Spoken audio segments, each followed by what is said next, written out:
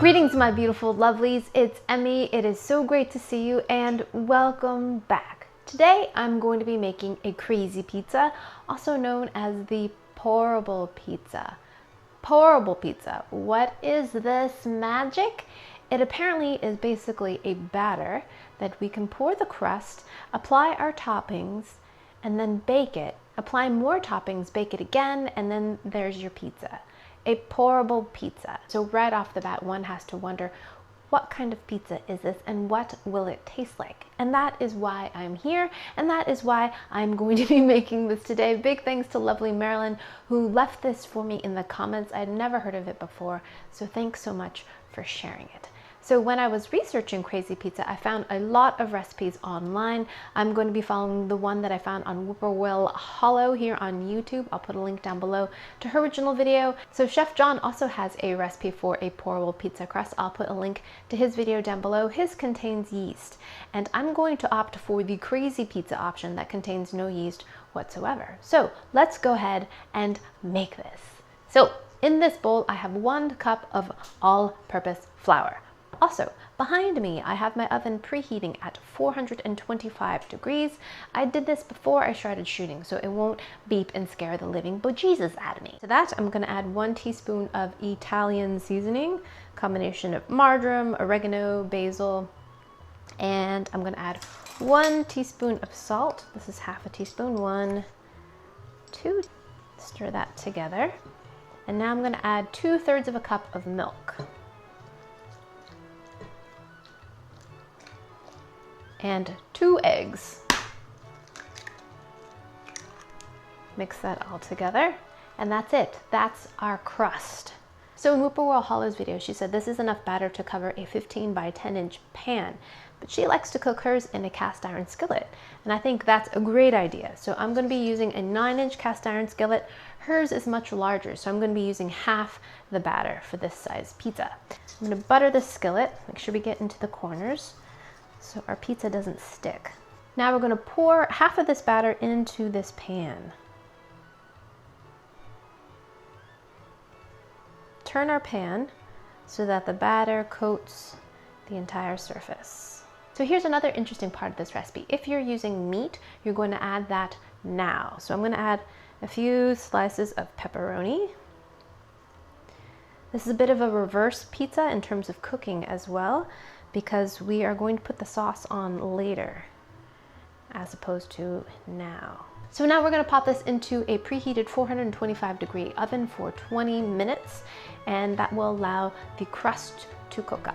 So while the crust is cooking, I'm going to prep some of my vegetables. I'm going to add some mushrooms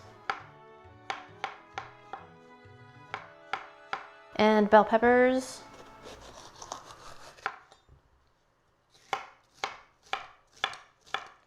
I like cutting my bell peppers into squares.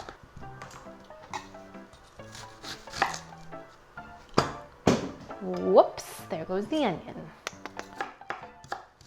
Don't need much. Remember, this is your pizza. You put whatever you like on your pizza, whatever you like. Wow, that crust is poofing up like crazy. Are you supposed to do that? Only 9 minutes and 25 seconds have elapsed, but I believe my pizza crust is ready to be topped. Look how it poofed up and bubbled up. So bonkers. I'm gonna keep that going because we're going to place this back in the oven. Look at that, isn't that wild? It's puffed up quite a bit, but it's gotten nice and crispy. Look at that. Now we're gonna place some sauce. I'm just using jarred spaghetti sauce because that's how I roll. And kind of put it in between the pepperoni. And now we're gonna add some cheese. I don't like a ton of cheese. I know many of you are going to protest and balk, but if you like a lot of cheese, this is your pizza. You make it how you like it. Alrighty, now I'm gonna add some mushrooms, my bell peppers. Love bell peppers. It makes it look like a pizza, I feel like. My poor Italian friends, you probably are just cringing. What is that monstrosity? I'm not sure yet. I'm going to make it, and then I will taste it, and then I will tell you. All right, a little bit more cheese, and then back into the oven for another 5 to 10 minutes, or until everything is melted and golden and toasty and ready to eat. Okay, back into the oven. All righty, my lovelies, the Pourable pizza is complete. And I have to say, it doesn't look half bad. Look at that. Got some golden crust here. Wow. Let's see how crispy this is. Edges are pretty crispy. The middle is pretty thin. Look at that. Very, very thin.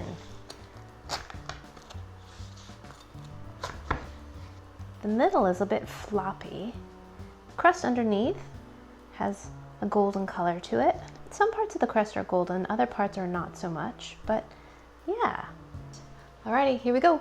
Itadakimasu.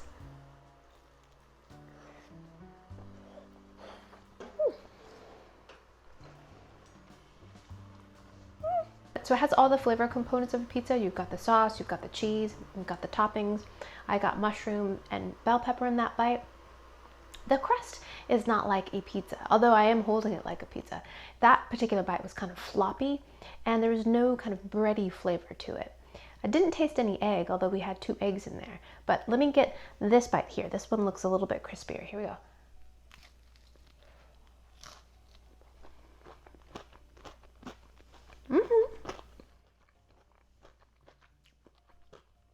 The bites on the end here have a little bit more crispness to it, and then it feels more like a pizza experience with that crunch of the crust. You actually have some crust. It reminds me, I don't know if you've ever done this, but made pizzas with tortillas, flour tortillas, that kind of floppy texture. But tortillas often get nice and crispy. If you have enough heat underneath it, they get really thin and crispy. It's kind of similar to that. There's this combination of crispy yet floppy, but very, very, very thin crust. If you like a thin crust pizza, then this one might be for you. If you like a very bready or bready flavored pizza crust, you probably won't like this one so much. Let me have a bite with the pepperoni.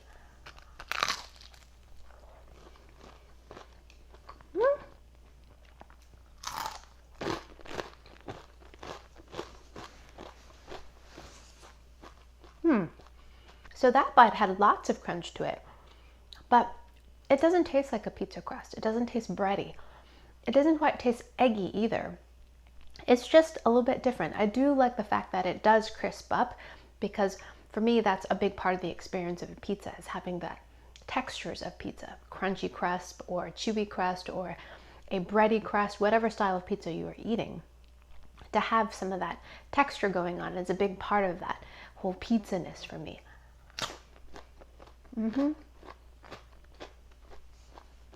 conclusion, it's not bad. You got yourself a pizza in less than 30 minutes. I think it would be great for kids to do. You don't have to deal with making dough, waiting for the dough to rise or to proof. No need to roll things out. You just pour it into a batter, top it, and then take it out and then top it again. So it is a 2-step process, and then you've got hot ovens and hot pans. So under some supervision, I think this is a totally manageable recipe for kids. And it's fast. And I think in terms of taste, it beats a store-bought frozen pizza for sure. And it's always fun to make food. So there you have it, my beautiful lovelies. That's how you make a crazy pizza or a pourable crust pizza. Very simple, very easy, very fast to put together. And it tastes pretty good too. Alrighty, my beautiful lovelies, thanks again for joining me. I hope you enjoyed that one. I hope you learned something. Please share this video with your friends. Follow me on social media, like this video, subscribe, and I shall see you in the next one. Toodaloo, take care, bye!